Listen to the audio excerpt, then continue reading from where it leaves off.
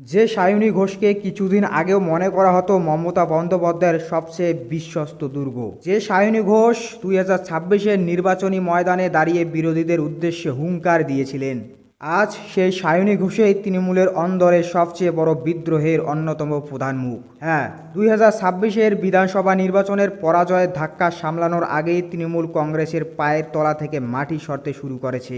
আর সেই রাজনৈতিক ভূমিকম্পের এপিসেন্টার বা কেন্দ্রবিন্দুতে রয়েছে যাদবপুরের সাংসদ সায়নী ঘোষ এবং বর্ষিয়ার নেতা সুদীপ বন্দ্যোপাধ্যায়। কি এমন ঘটল যে রাতারাতি সায়নী ঘোষ মমতা বন্দ্যোপাধ্যায়ের শিবির ছেড়ে দিল্লি বিদ্রোহী শিবিরে নাম লেখালেন? তৃণমূল কি সত্যি লোকসভায় ভেঙে দু টুকরো হতে চলেছে? আজ এই ভিডিওতে আমরা উন্মোচন করব 2026 সালের বাংলার রাজনীতির সবচেয়ে বড় ইনসাইড স্টোরি।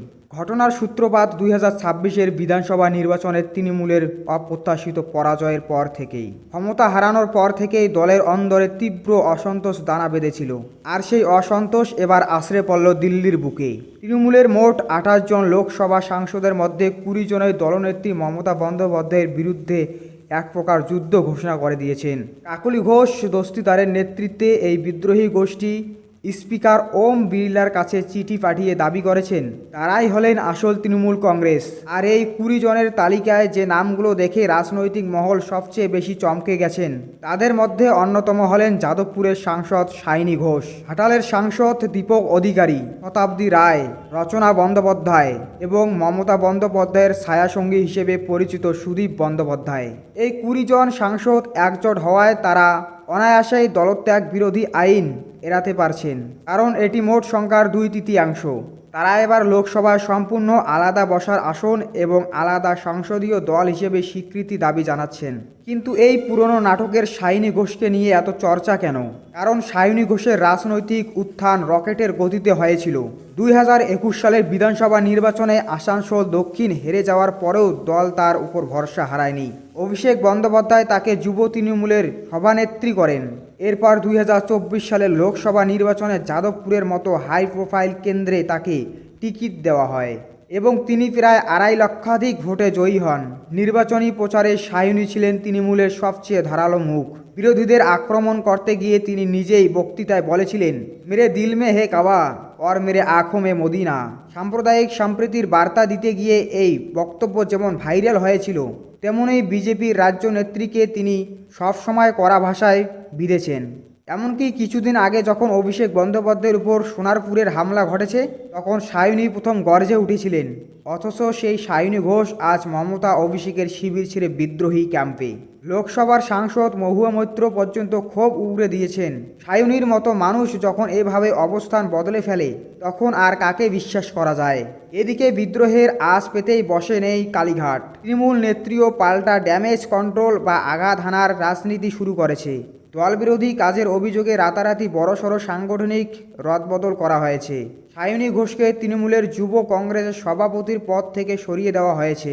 তার জায়গায় আনা হয়েছে অর্ণব বন্দ্যোপাধ্যায়কে।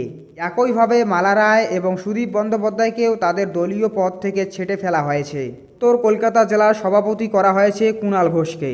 শুধু পদ থেকেই সরানো নয়, তৃণমূলের আইনি সেলেও সক্রিয় হয়ে উঠেছে। রাজ্যসভার সাংসদ সাগরিকা ঘোষ সোশ্যাল মিডিয়ায় কড়া বার্তা দিয়ে জানিয়েছেন, সংসদের ভেতরে এভাবে কোনো আলাদা গ্রুপ তৈরির আইনি বৈধতা নেই। যদি সাংসদ পদ টিকিয়ে রাখতে হয়, তবে আসল দলটিকে অন্য কোনো দলের সাথে পুরোপুরি মার্জ বা বিলীন করতে হবে, অন্যথায় তাদের সাংসদ পদ খারিজ হয়ে যাবে। তিনি এই বিদ্রোহী সাংসদদের তীব্র কটাক্ষ করে বলেছেন, এরা হলেন সুসময়ের কোকিল, যারা কঠিন সময়ে দল ছেড়ে পালাচ্ছেন। নৈতিকতা থেকে এদের সাংসদ পদ থেকে ইস্তফা দেওয়া উচিত। এই মুহূর্তে দিল্লির রাজনৈতিক অলিন্দে পারদ চরচর করে বাড়ছে। রবিবারেই সায়নী ঘোষ ও মালা রায় দিল্লি পৌঁছে গেছেন। আজ রবিবারেই এই বিদ্রোহ সাংসদের সাথে পশ্চিমবঙ্গের বর্তমান মুখ্যমন্ত্রী শুভেন্দু অধিকারীর একটি অত্যন্ত গুরুত্বপূর্ণ বৈঠক হওয়ার কথা রয়েছে। আর সোমবার অর্থাৎ 15 জুন এই 20 জন সাংসদ স্পিকার ওম বিড়লার সাথে দেখা করে নিজেদের দাবি পেশ করবেন।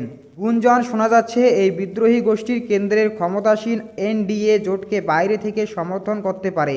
যদি তাই হয়, তবে তা হবে বাংলার রাজনীতির ইতিহাসে দল বদলের সবচেয়ে বড় ঘটনা। যে শাহিনী ঘোষ কদিন আগেও বিজেপিকে এক হাত নিতেন, তিনি কি তবে পরোক্ষভাবে এনডিএর হাত ধরবেন, নাকি এই পুরনো চালের পেছনে রয়েছে অন্য কোনো রাজনৈতিক চলচ্চিত্র? শাহিনী ঘোষের এই ইউটার্ন কি তার রাজনৈতিক কেরিয়ারের সবচেয়ে বড় ভুল, নাকি নতুন কোনো মাস্টার স্ট্রোক? মমতা বন্দ্যোপাধ্যায় কি পারবেন তার ভাঙ্গা দল আবার জোড়া লাগাতে? আপনাদের কি মনে হয়? কমেন্ট বক্সে অবশ্যই আপনাদের মতামত জানাবেন। বাংলার রাজনীতির এই প্রতি মুহূর্তে ব্রেকিং আপডেট ও গভীর বিশ্লেষণ পেতে আমার চ্যানেলটি এখনই সাবস্ক্রাইব করুন এবং ভিডিওটাতে একটা লাইক দিন।